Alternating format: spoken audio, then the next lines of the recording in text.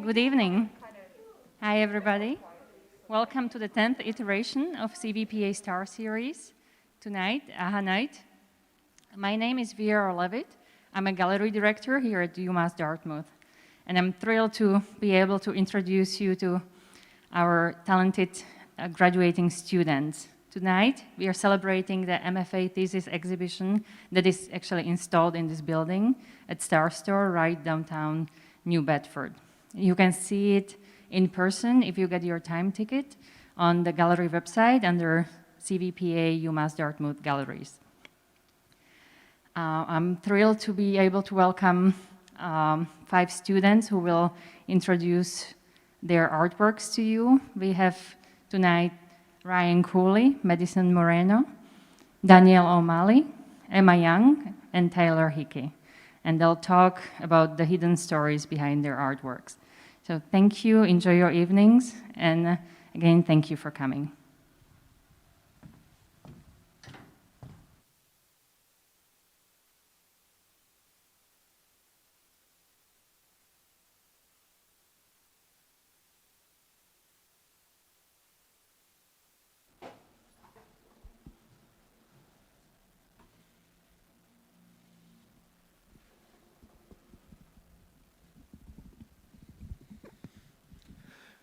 Good afternoon, my name is Ryan. Ooh, that's so loud. Okay. My name is Ryan Cooley. I'm a Metals graduate student here at UMass Dartmouth. My work is about trauma and the things we experience and how they change us and how we carry those marks forward. I work in metal, so I have the ability to preserve these crisp angles and bright tears in the material, and so I can really get sort of at the core of the visual metaphor that I'm working with. So to give you an idea, I start with an object like a plastic cup. We've all seen these kinds. You use them at a gathering or to get together, and when you're done, you crumple them up and you chuck them. Not into a trash can, obviously, but metaphorically, these are some of the things that we experience. We've all had feelings of being underappreciated. We've all had feelings of being left behind or left out or invalidated. And we've all had to move on from there. So in my series that I've titled Discarded, I take those cups and I preserve them in metal. And then I treat them as though they are valuable, as though they are worth saving and worth preserving. The technique I use is called enameling, and it's been around for a couple thousand years. And it's just bonding glass to metal. But it creates these beautiful pieces that will last, because they won't decay, they won't oxidize. And so instead of treating an object like it's actually worthless, even though it looks like it's been discarded, they've been preserved and made beautiful.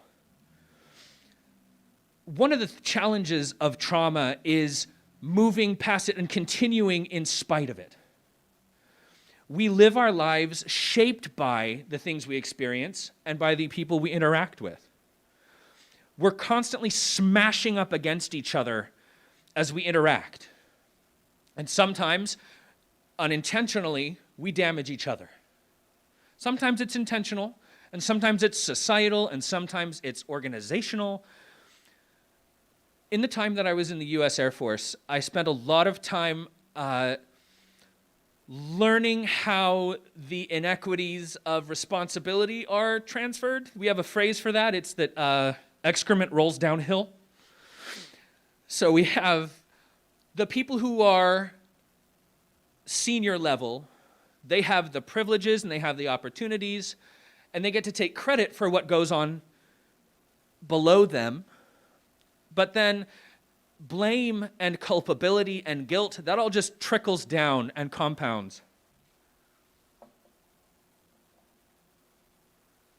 This piece is called Getting Ahead. So as you look at this piece, you can see that it's actually made up of 4 individual vessels. In order to make this piece, I took the individual vessels, put them in boiling water, and then smashed them on top of each other. So each piece was actually shaped by the one above it. There are days where I feel like cup number 2, and there are days when I feel more like cup number 3, and there are days where cup number 1 is kind of where I'm at. But the visual metaphor of the frustration and the stress and the guilt is built into this graphite glue mixture that drips like tar down, and it pools at the base of the piece. So what we have is a visual metaphor of what it's like, or what it feels like when somebody is trying to get ahead. So as we go through life and as we experience these traumas and as we are forced to adapt and change shape, oftentimes all we can do is carry on. However, we have an opportunity to preserve the beautiful sides of what's left behind, even after going through trauma. Speaking next is my dear friend Danielle O'Malley, and she will be presenting her work to you. Thank you.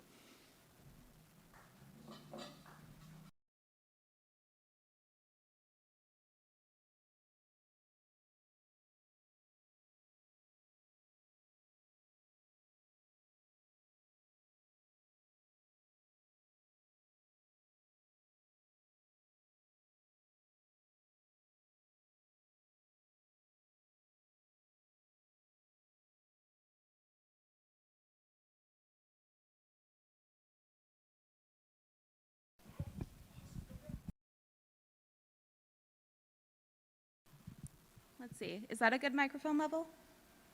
Cool. Hello, everyone. I'm Danielle O'Malley, and I want to thank you all first for carving time out of your busy schedules and joining us for our artist talks this evening. It means a lot to all of us. All right, next slide, please. I make large-scale sculptures that are symbolic of my concern for the planet's declining health.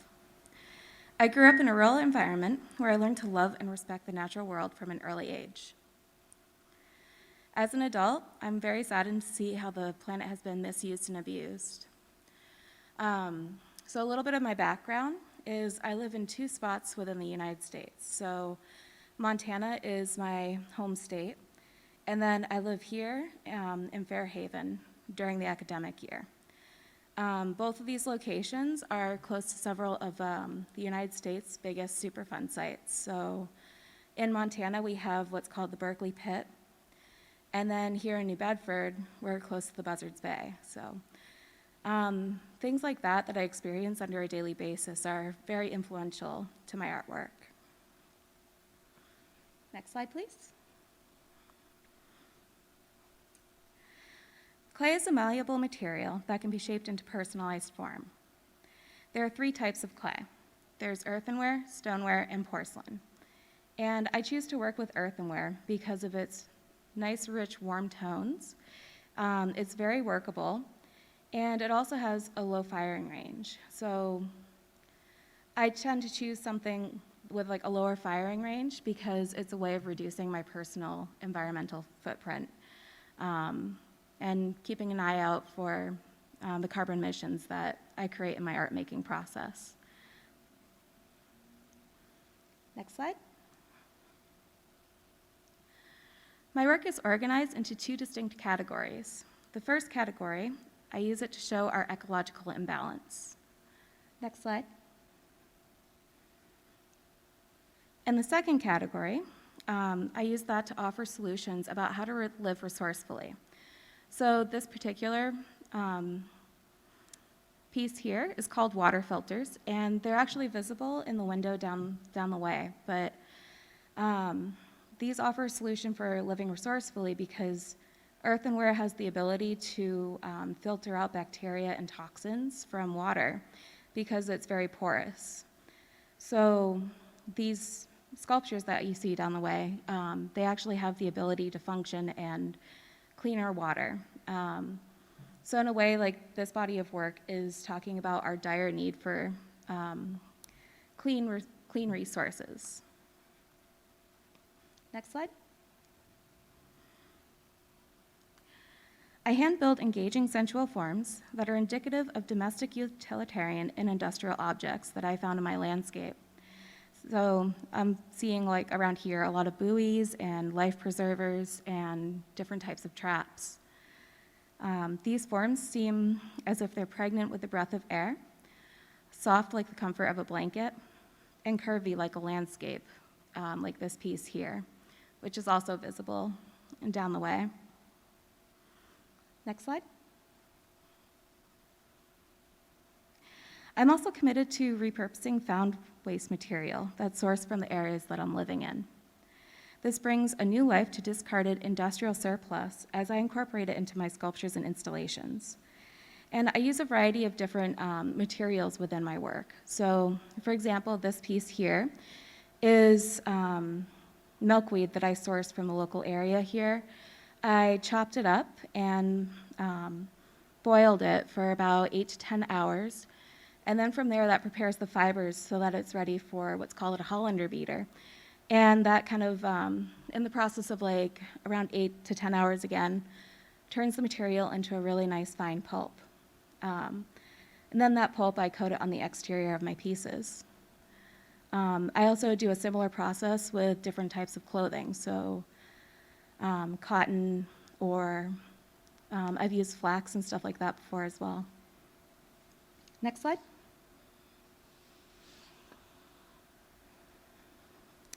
My hand-built work is made from the repetition of pinching, adding coils, and paddling the clay into curvaceous forms. This process is physically exerting, laboriously intensive, and very rewarding. The appearance of buoyancy is instrumental not only in underscoring the concepts of warning and concern, but also effective in making my sculptures more enticing to the viewer. Next slide. I display these buoyant flotation forms in a variety of manners. Some of them restrict space, some of them protrude into it, and others are stacked as if they're waiting for their intended purpose. Next work. And one more, please. This is my most recent work, Caged. It's depictive of a grid and representative of how we're all living in our own filth. It's a call for people to be more respectful of our natural world. The healthier that our planet is, the healthier that we are. Next slide, please.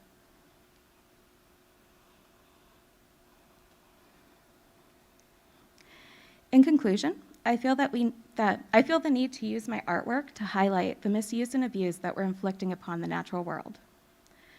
I hope that my passion for making, my love for the earth, and my delight in the observations that I experience within the world around me, in combination with my large-scale sculptures and installations, will encourage people to join me in reconsidering our daily routines. Thank you very much. And I would like to introduce Taylor Hickey next. She's going to be our next speaker. All right, thank you.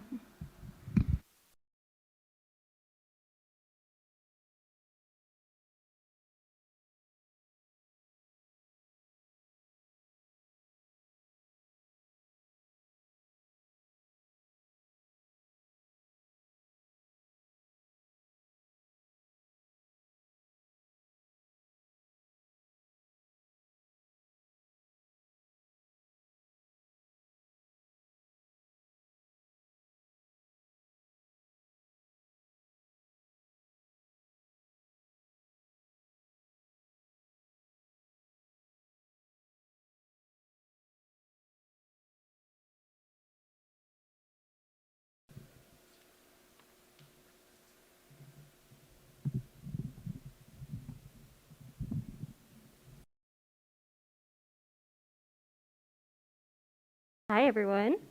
My name is Taylor Hickey, and I'm an MFA candidate in printmaking. Printmaking, well, my work is interdisciplinary, but it is still based in and begins with printmaking. And printmaking is a very process-oriented medium, and it allows for the reproduction of work in a way that's still very tactile and hands-on, and you can still see and feel a little bit of the artist's touch in every print, which I love. And the development of my current work really began when I was an undergrad at McNeese State University in Louisiana. And that's where I first discovered printmaking and bookmaking. And then in a workshop, I learned to make these three-dimensional polyhedrons out of paper. And I really enjoyed doing it. And it was also a perfect way for me to use the prints that I wasn't totally happy with and just like chop them up and glue them together and make them into something that I was happy with. And it was really fun doing it too. So I quickly got fixated on making these things and started making them in different sizes and shapes with different prints. And I featured several of these stellated octahedron forms in my senior thesis work, which was about the nature of satellites and the literal and metaphorical concept of gravity keeping a body in perpetual orbit around something else. My interest in astronomy, both in general and as the subject of my art, evolved really organically around this point. It was never something I tried to force, but it's something that I always kept feeling drawn back to. And I find this type of work to be the most meaningful and most satisfying for me. I think because there's just so much out there that we've come to understand in such a short amount of time relatively, and there's even more still that we don't understand about the universe. And it's mysterious and compelling, and it brings out all these existential questions within us as human beings about our lives and our place in the universe, in the grand scheme of things. In the last 3 years, since I've been here, I've tried to find a balance between the physical, technical aspects of making work and understanding and articulating the conceptual, intellectual, emotional things that drive me to create. And it's been a struggle at times, I'll admit, but I feel like I'm making progress as an artist, and I hope to continue that and just keep experimenting and keep learning. I've tried some new printmaking techniques here, and some new imagery and styles with the techniques that I was already familiar with. And although a lot of my work is three-dimensional now, I do still make prints with the intention that they be made into other art objects like these. Specifically, those repetitive geometric polyhedral forms. I think they're really interesting because you can take one folded shape and multiply that and repeat it, and essentially you're like tiling, but in 3 dimensions instead of 2. And this is relevant conceptually because I've been very inspired recently by the writing of Jana Levin. She's an astrophysicist, professor at Barnard College at Columbia, and a novelist. And she wrote a book called How the Universe Got Its Spots, which I found extremely interesting. It's written in a very poetic stream of consciousness kind of way. And in it, she talks about her thought experiments regarding the shape of the universe, whether it's finite or infinite, and how we might be able to find out in the not-so-distant future. She theorizes that the universe may even be a polyhedron, and if so, we might be able to confirm this by discovering a pattern in the cosmic microwave background, the faint radiation that fills all of space and time, a relic of the Big Bang. And I found that so beautiful and so interesting and exciting. Whether it turns out to be true or not, it's a beautiful thought. And as Levin pointed out in an interview, maybe it seems a bit cliche for artists or writers to talk about beauty and be motivated by beauty, but scientists still seem to get away with it. Buckminster Fuller said something similar too. He said, "When I am working on a problem, I never think about beauty, but when I have finished, if the solution is not beautiful, I know it is wrong. So I'm very inspired in making this work by the pursuit of knowledge and truth and the beauty of that endeavor. I started including elements of light and installation into my recent work as well. Some of it is here in the MFA show right now. And I really want to push this work further and try to pique the curiosity and wonder of viewers and create a contemplative kind of experience for them to reflect on their own place in the cosmos. So that's my spiel, and without further ado, I would like to welcome my classmate, Madison Moreno. Thank you.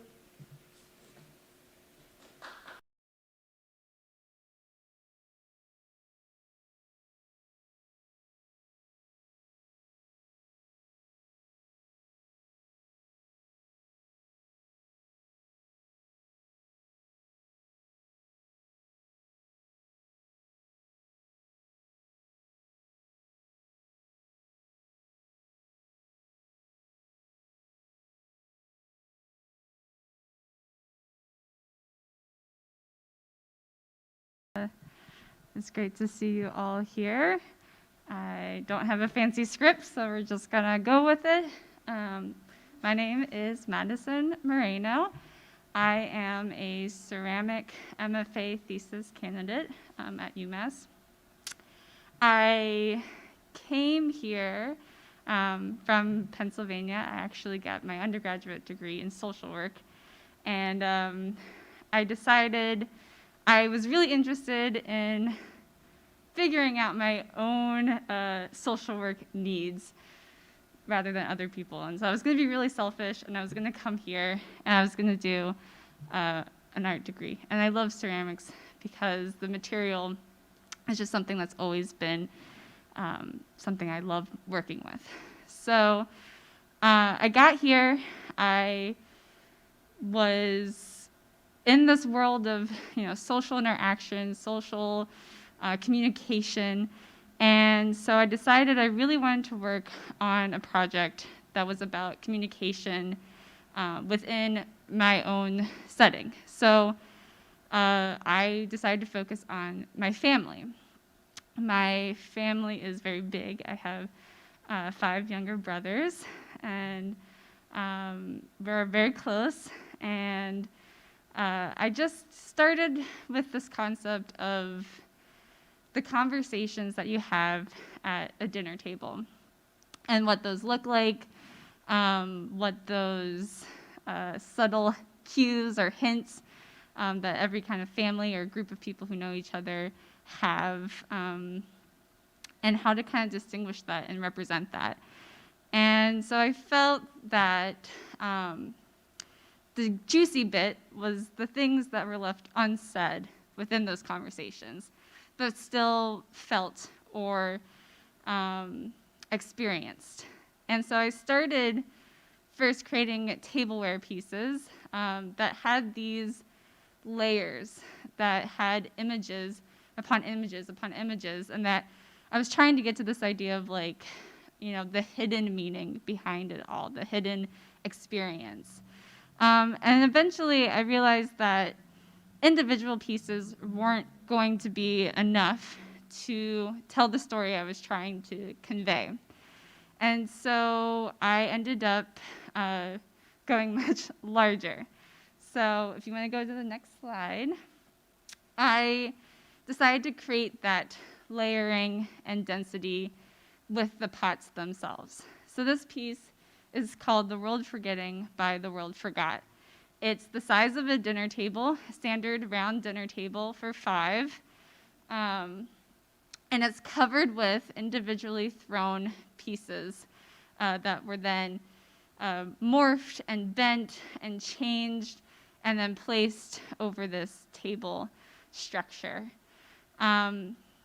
These morphings I felt were representative of memory, of history, of how when you have a shared experience that impacts you as an individual, but it also impacts the group overall and that group dynamic.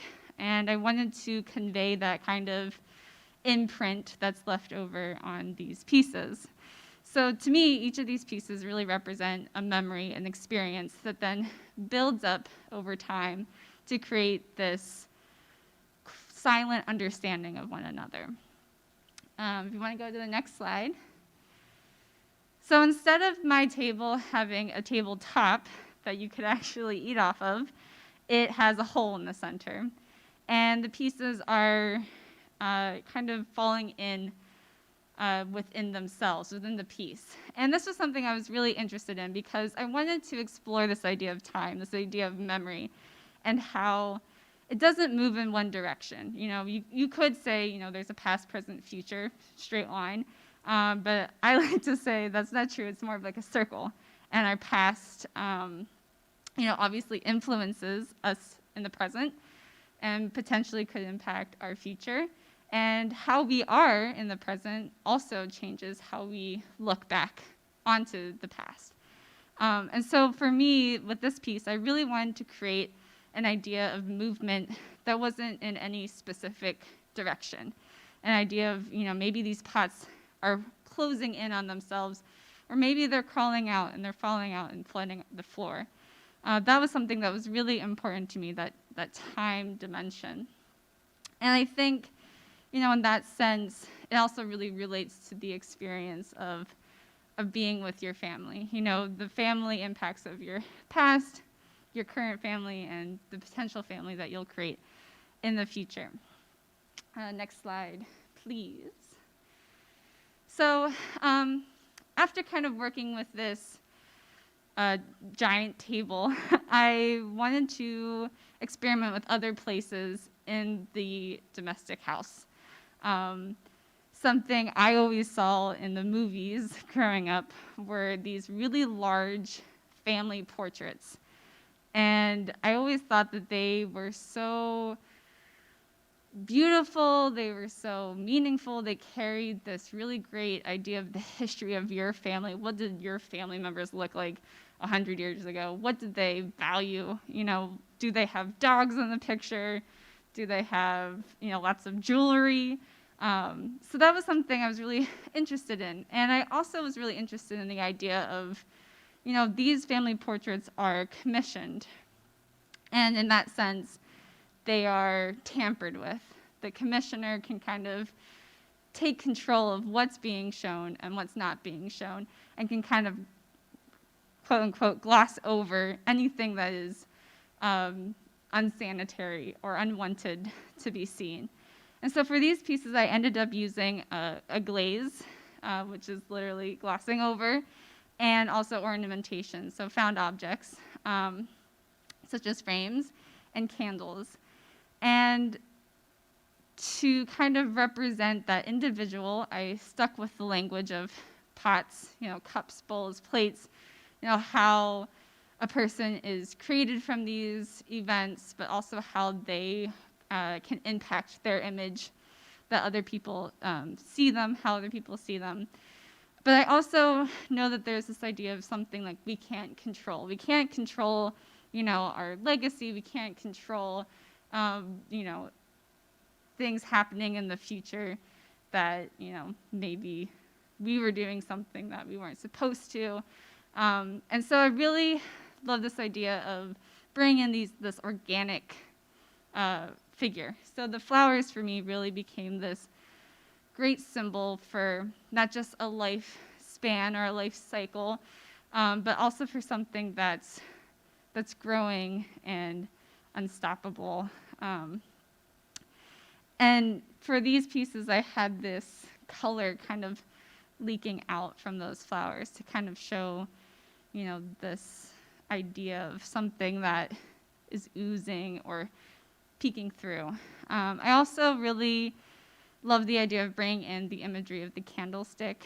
Again, something really like ornamental, something really from a movie, not something I grew up with, but you know, then being able to have candles in that piece allowed me to play with this idea of passage of time. So if you want to go to the next slide, please.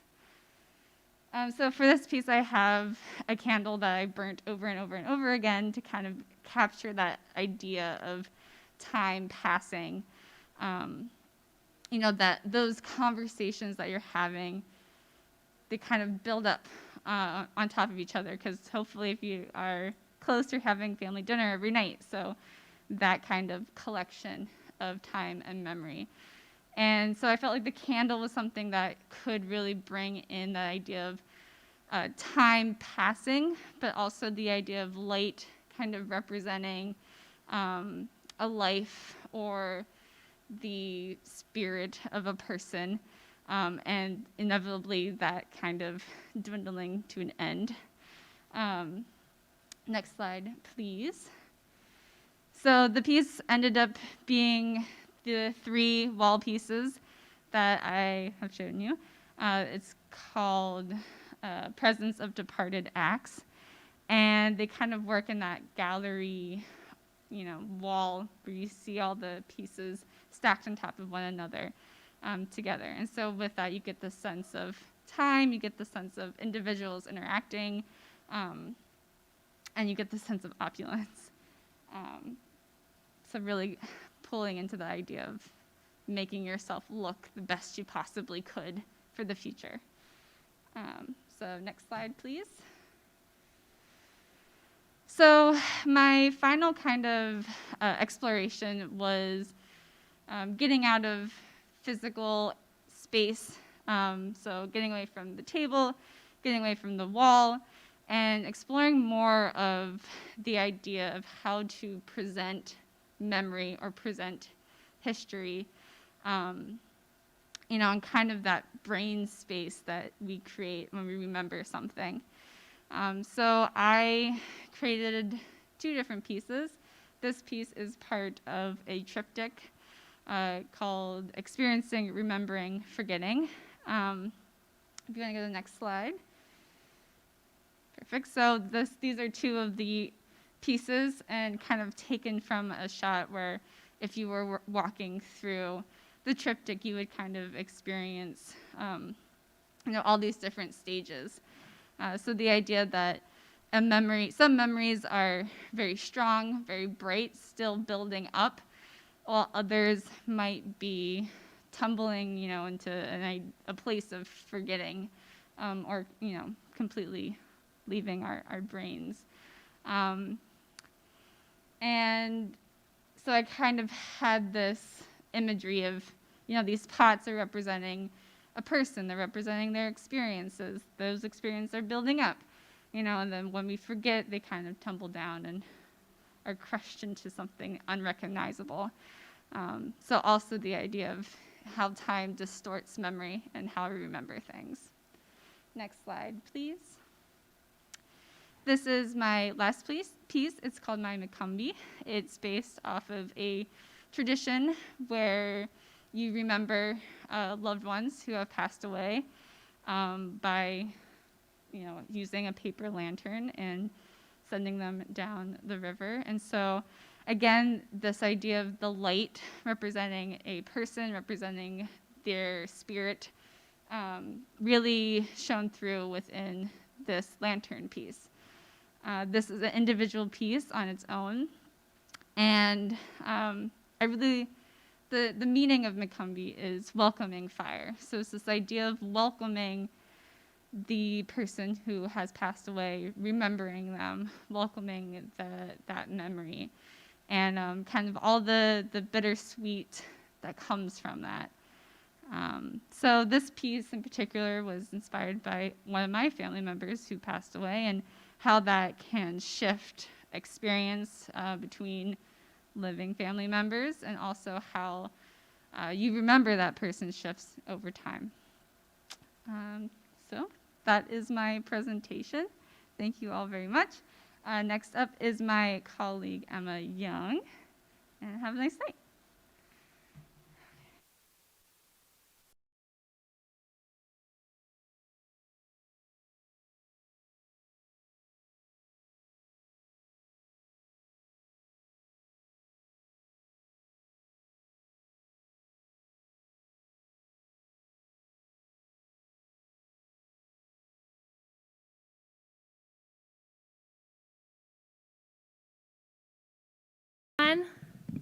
It's great to see you all out there on the sidewalk and on the internet. I'm Emma Young. I'm in the visual design program, and my project is called Varied Clarity. As you can see, I brought a few things to illustrate for you. It is also on view in the gallery, if you'd like to visit it there. So I'll start by saying that the images that Dawn is showing are starting with images of me this past summer in my garden, where I grew the majority of the materials for this project. And then the slides kind of shift into the actual work. So I'm going to go through that in sort of a narrative way, the chronology of making Varied Clarity. But I'm going to start with, this is another print of something that's in the gallery. This is sort of like my wall label on the gallery, or if you're familiar with, in the back of a book, you would have a colophon, which is the information of the making of the book. So I took this opportunity to sort of list all the things that I used to make this project. And I thought I would start by reading it to you so you get an idea of the scope of the materials. So Varied Clarity is an index to the materiality of language and the magic of labor. These elements and products of thinking and process have potential for reading and understanding in a non-linear, ongoing way. So these are the elements. Dye flowers and paper fibers grown for Varied Clarity in the summer of 2020. Handmade jute, hemp, and flax papers. Dyes of weld, Navajo green thread, buckthorn, madder, eastern Brazil wood, cochineal, logwood, lac, and safflower. Handmade inks from recycled dyes, indigo and green earth minerals. The poems and images are relief printed. There is reclaimed pine and silk thread from former textile mills in New Bedford. Cotton thread and broadcloth. Silk dyed with exhausted baths of the dye stuff used for paper. Amaranth and flax fibers, scabiosa, dyer's chamomile, saved celosia seeds, straw flowers, and parts of the material processes of Varied Clarity are displayed. The typeface is Infini by Sandrine Nagu. So that's my long list. There are some things I left off of the list, actually. But I start with sort of an epigraph from Ursula Le Guin, who said that magic consists in this, the true naming of a thing. So in my project, I did endeavor to name my materials, with the idea that naming them would sort of enact their magic, give them their power. So I thought I would share some of those things with you. And hopefully I can do it in order of how they come. So I started with, this is celosia seed.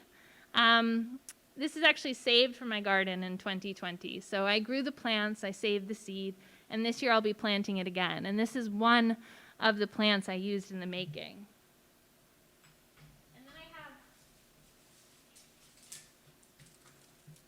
And then I have some, this is chrysanthemum, which is a pretty common flower. Sometimes it grows as a weed around here, but I grew it.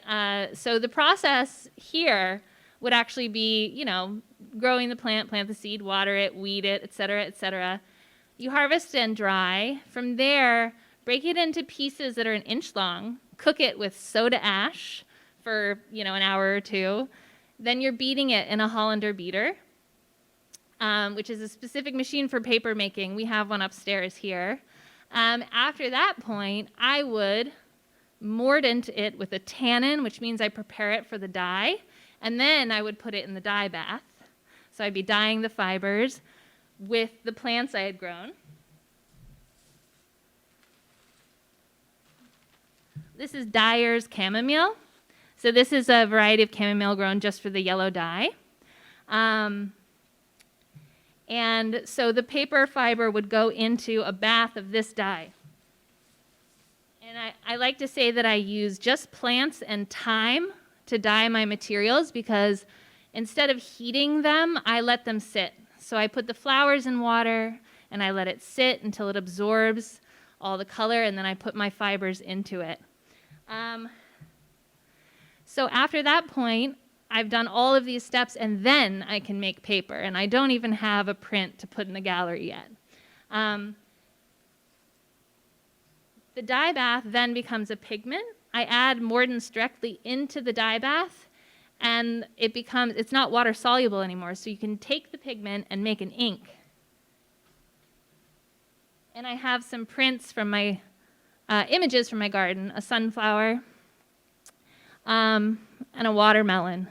So these are things I grew, printed in paper that I grew, that's dyed with flowers that I grew, and printed in ink that I essentially grew.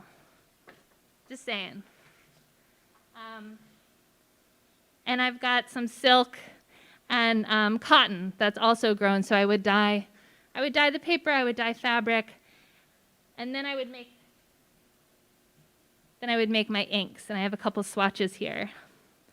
So I've tried to show you sort of just the process. These are all the different things that I love to do. This is the making of it. And then, of course, the question of what is my art about? And really, it's just about ideas. It's about the thought that as you make material, we've listened to some sculptors who work with clay as they make their pots, etc. You are making your thoughts into something that you can hold, right? And I feel the same way about language, that language is material in a sense. So in my finished installation, there's poetry, there are objects from the making, there's a number of the things I've just shown you, and I wanted to keep them all there because I do feel like they're all a part of this process of getting your ideas out of your mind. And I called the work Varied Clarity because when people asked me what it was about, I couldn't really tell them. So it's not really clear, but it's a variation on clarity. So I invite you to come to our gallery if you haven't yet, because it's something that you can really explore. And all of my wonderful peers, their work is amazing and something to explore as well. So I think that's it for me and for our informal artist talks. And we're going to move right into the music. So I'd like you to welcome Evan Goudreau and Greg Toro. Thank you so much.